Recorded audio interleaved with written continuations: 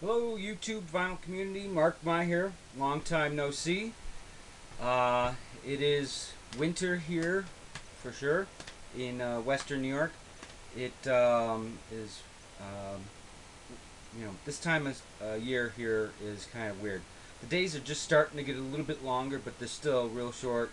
So that's why I haven't been doing too many videos because I do have a lighting issue here. This is an older home, 1920, so we use a lot of antiques on the first floor. So, stained glass lampshades on a lamp looks beautiful, but it doesn't provide a lot of light. So I count on natural light to help make these videos.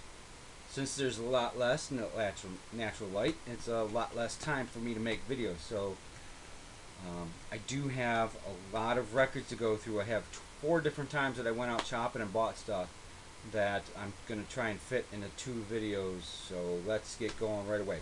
Went to 4 different places. Okay, so I went to Record Theater, my favorite place here in Western New York. 2 locations, both on Main Street. One that's about 5 minutes from the house. The other one's about 30 minutes from the house. The wife was going out with some friends, girls' night. They went, did dinner, saw a movie, had cocktails. So I was doing the bachelor thing that night, and I decided to go to the record theater that was a little further away since I had the time. And I'm glad I did. I found a few things there, not a whole lot, but a few things. Then the next place is called Frisbee's. Frisbee's is a place where you can bring your used cassette tapes, CDs, or records, and they give you a price, whatever. I don't even know if it's a good price or bad price or whatever, but because I usually generally do trade-ins. Like, I'm trying to get away from all the CDs. I have tons of CDs that are collecting dust and I don't listen to and everything. So I trade those in, and he gives me a number and I go and I get records. Cool thing about that place is they got like 2 sections. One where everything is individually priced, and the other section where everything is $4. But then there's a kind of a deal. If you buy 3, instead of $4 each, you just pay $10. If you buy 7, then you pay $20. So of course I bought 14. So we're gonna get into that. All right, Record Theater. First one of my favorite record labels, Project 3, and this is Nope Light presents Bobby Hackett with Strings, That Midnight Touch. I love these because of the material that they use for the packaging. It's very sturdy, very heavy. It's always a nice glossy finish. They use a lot of bright colors. They are always gatefolds, as this one is. It has a nice picture of Mr. Hackett and his cornet there, and a little something about each of the songs. So very nice. That was 99 cents. Next one, Mercury label, $2 I spent. Viva Cugat, Xavier Cugat and his orchestra. Again, very nice bright colors, little shiny glossy finish on there. It's not bad. Those are the things that really attract me when I look at the cover.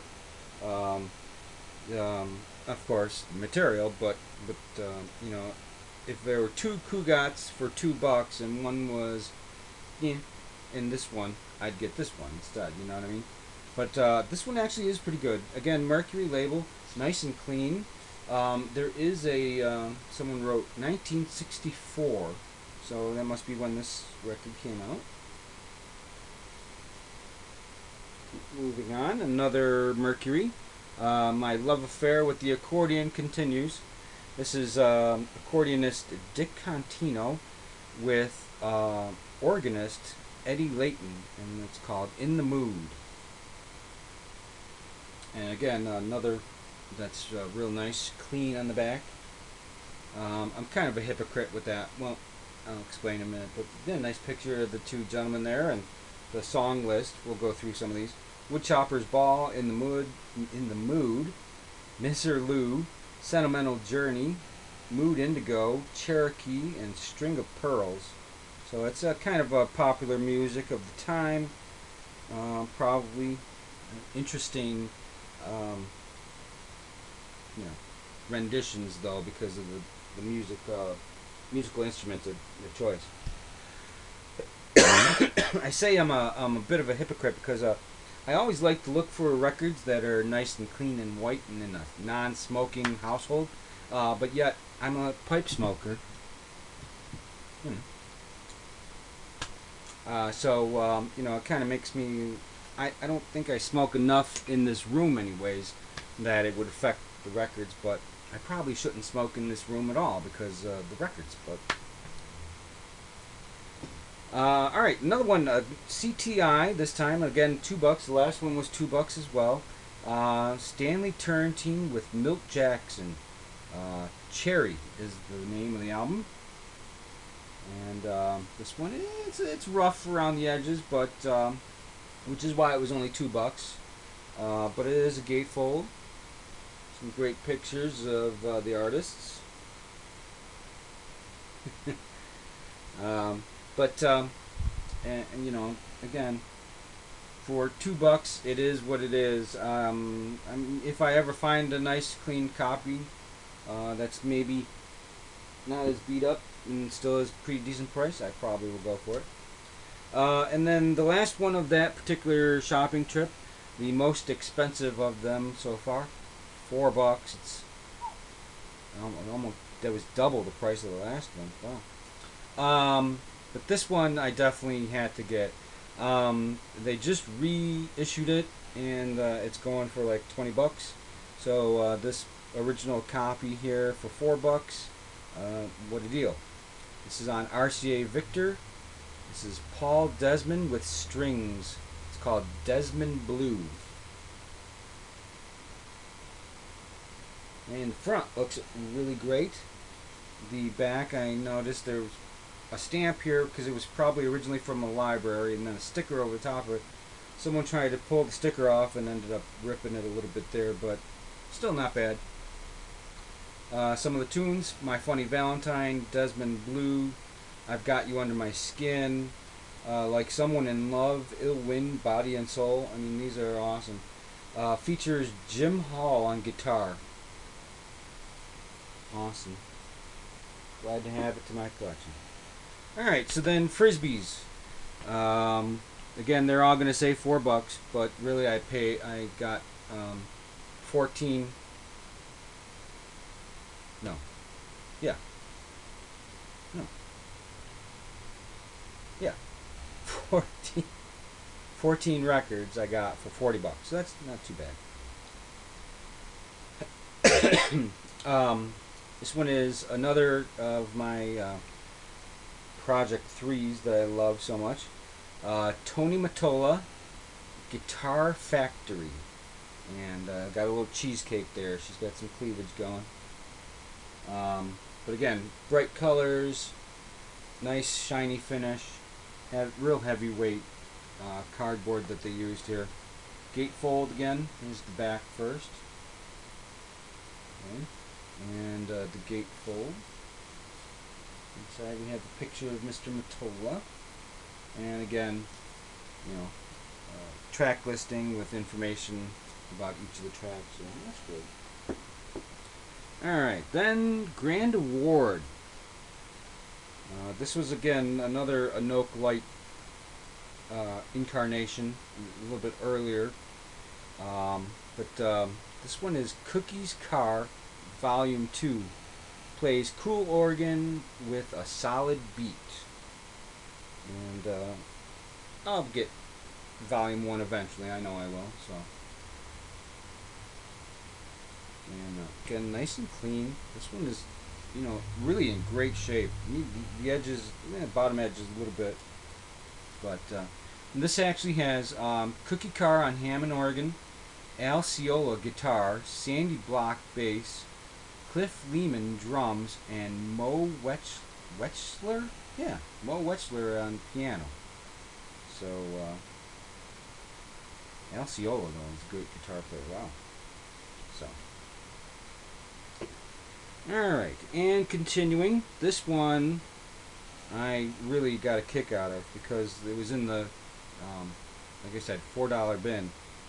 Um, but it must have at one point been in the more expensive bin because it says, well, it's got a bunch of stickers here. Probably it was in a garage sale at one time because it got a thing on it says 1049.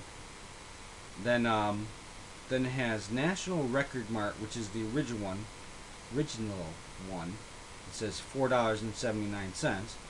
But then there's a sticker there too that says $12.50, and it looks like the stickers that they use in that particular store. I guess they couldn't get $12.50, so they threw it in the $4 bin. But this is called Solid and Raunchy the Third, and it's Bill Black's Combo. Very good. I love Bill Black, and this is on London Hi-Fi, or London High Records, I should say. Still has the plastic on it too, if you were wondering. Yes, that is still the plastic on it, so it's in great shape. For $4. Alright, then I found a couple of Sinatras that I didn't have, which is not an easy thing to do. This one is Frank Sinatra All Alone, arranged and conducted by Gordon Jenkins. It's on the Reprise label. And it is a gatefold. Nice. And another one. This one is Frank Sinatra Sings Rodgers and Hart.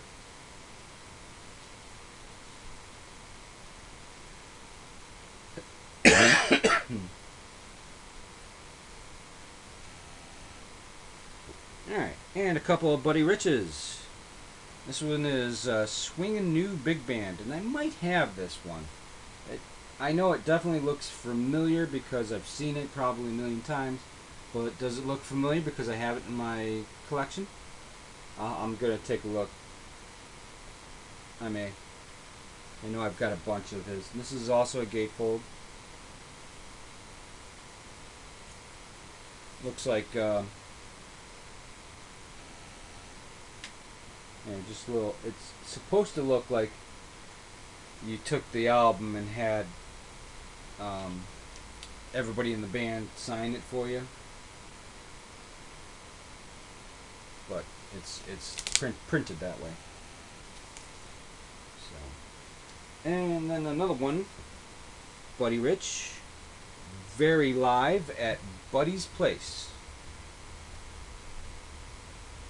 And this is kind of cool because it's got individual pictures of all the guys in the band. Kenny Barron piano, Anthony Jackson bass, Sal Nesteco tenor saxophone, Sonny Fortune alto, and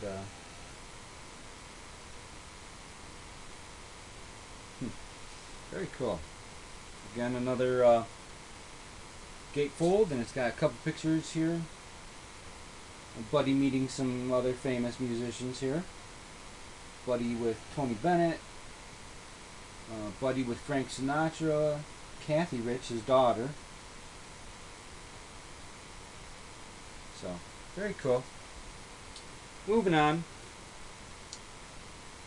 Modern Jazz Quartet and Orchestra. This is another one with the plastic still on. This is on Atlantic. Plastic's seen some better days here on the back side. And a little bit on the front side too, but at least it's still there, protecting what it can.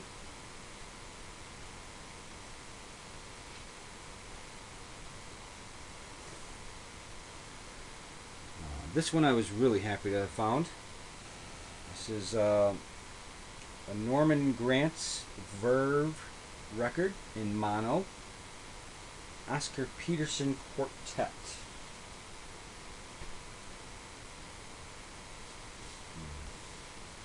Back. It's got a little picture of Mr. Barney Kessel there. Looks like Alvin Stroller and Ray Brown in the picture with Mr. Peterson there. Apparently they couldn't get all four of them in this one picture, so they had to throw a little one down here for them. But very cool. I've heard that record many times, and it's got some good stuff on it. Continuing with some piano players, this is Mr. Ahmad Jamal at the Pershing, Volume 2. This is on the Argo label. Decent shape. Take it. And this one is on Cadet. This is Back to the Roots, Ramsey Lewis. This is kind of a cool cover. It does this little thing here. The record is actually in this way. Back, nice picture of the group. Morris Jennings, Ramsey Lewis, and Cleveland Eaton.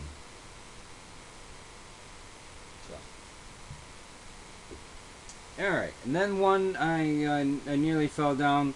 I was about ready to ask them, "You sure you've got this in the right place?"